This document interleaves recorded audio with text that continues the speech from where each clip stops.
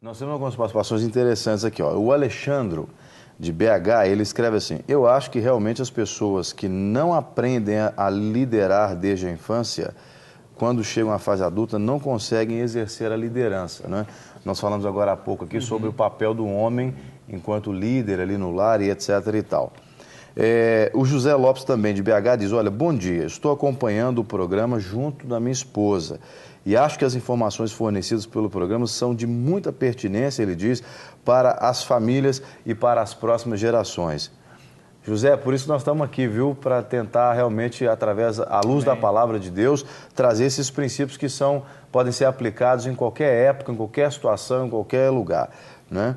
A Lídia Cristina, de Divinópolis, ela diz: olá, paz do Senhor, estou acompanhando o programa, que está uma bênção. E eu gostaria também de concorrer aos prêmios de hoje. Muito obrigado.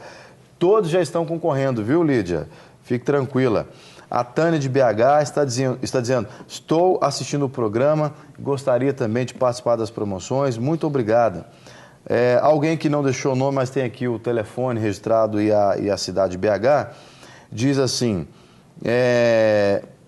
muito bom dia a todos e a paz do Senhor. Eu gostaria de concorrer aos brindes que estão sorteados no programa de hoje e quero aproveitar para parabenizar a todos que produzem o programa. Tem sido muito bom.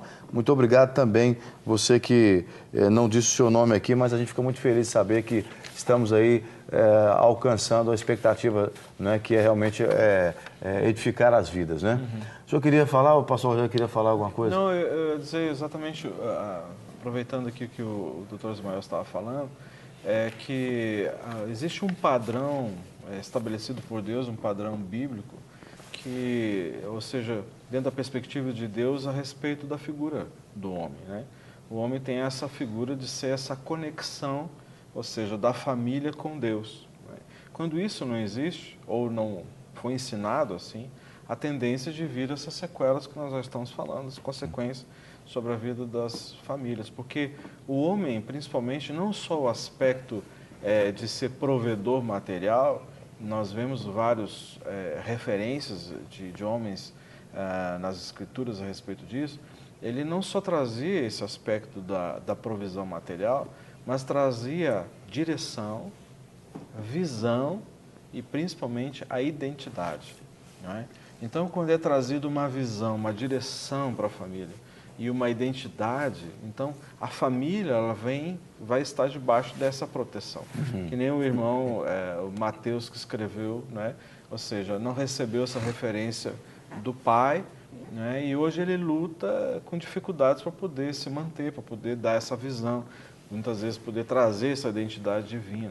Mas uma coisa que nós não podemos perder a perspectiva, Mateus, e todos que estão nos assistindo, é que muitos hoje não receberam e não conseguem transmitir essa essência. Mas nós temos que entender que nós temos um Pai, nós temos um Deus que é Pai e que quer fazer o quê? Quer nos capacitar. Nós não sabemos, nós não nascemos sabendo ser pais. Ou a gente aprendeu por aquilo que a gente via, ou foi nos ensinado. Mas quantos que foram, né? Ou seja, foi arrancado isso, essa Aprendemos referência. depois de errar muito, Nós né? aprendemos depois, ou seja, quando nós conhecemos o Senhor. Então, assim, até hoje nós estamos aprendendo, Claro. né? Ninguém aqui diz, eu Sem só estou dúvida. catedrático. Não, até quando nós morremos, nós vamos estar aprendendo. Então, assim, nós precisamos entender que nós temos um Deus que é Pai. E Ele quer ensinar os seus filhos, porque Ele tem o melhor para os seus filhos. E a família brasileira, ela quer essa mudança, assim. E nós tivemos uma participação agora, a produção me informou, de uma telespectadora que não quis se identificar, mas ela pegou uma fala, acho que do Ismael aqui, que ela diz o seguinte, que o marido dela tem dificuldade de se firmar no trabalho, né? E eles sofrem muito com essa situação e ela quer ajudá-lo, mas não sabe como ajudá-lo. Você falou sobre sintomas, né? Essas consequências. Um dos sintomas, O sujeito tem dificuldade de se afirmar por uma série de motivos, às vezes por autoestima baixa, às vezes por dificuldade de confrontar desafios, às vezes por não ter passado por sofrimentos, ou ter deixado sofrer na infância algumas coisas que iriam produzir maturidade. Então, tem pessoas que têm essa dificuldade de ter obstáculos. Existem até doenças. Pode ter sido alguma coisa na infância também? Exatamente. E existem até doenças psiquiátricas que fazem com que as pessoas sejam inconstantes, né? Não vou citar todas aqui, mas a gente tem tem processos biológicos mesmo de doença que fazem com que as pessoas não permaneçam estáveis no trabalho, no emprego, ou que sejam verdadeiras metamorfoses ambulantes no sentido ruim. Não né? consegue criar raízes. Então, esses casos realmente precisam de ajuda, sim, que tem que ser olhado de uma maneira mais especializada. Agora, para essa esposa que não se identificou, o que a gente poderia dizer para ela, em linhas gerais, que pode ajudá-la a ajudar o marido? De imediato, é colocar alguém, um terceiro elemento aí para poder ajudar, né? Senão fica um jogo de verdades. Ela tem uma verdade, o marido tem um argumento dele e eles não vão sair do lugar. Então, a primeira coisa é buscar um aconselhamento. E ele sendo cristão, esse aconselhamento pode ser buscado até dentro da igreja. Normalmente, os pastores hoje são muito sábios.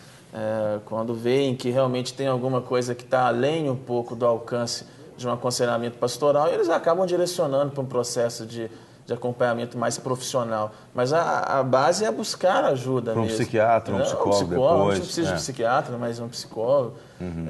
Onde isso é importante. A gente não pode ter aquele pensamento, principalmente o homem, eu percebo muito isso nos atendimentos, o homem ele é meio pau que nasce torto, vai morrer torto, eu nasci assim, você sempre assim. Isso não existe em pessoas que creem em Deus, porque Deus é um Deus que sempre te confronta à mudança, à renovação da mente, à transformação, ao crescimento emocional, espiritual.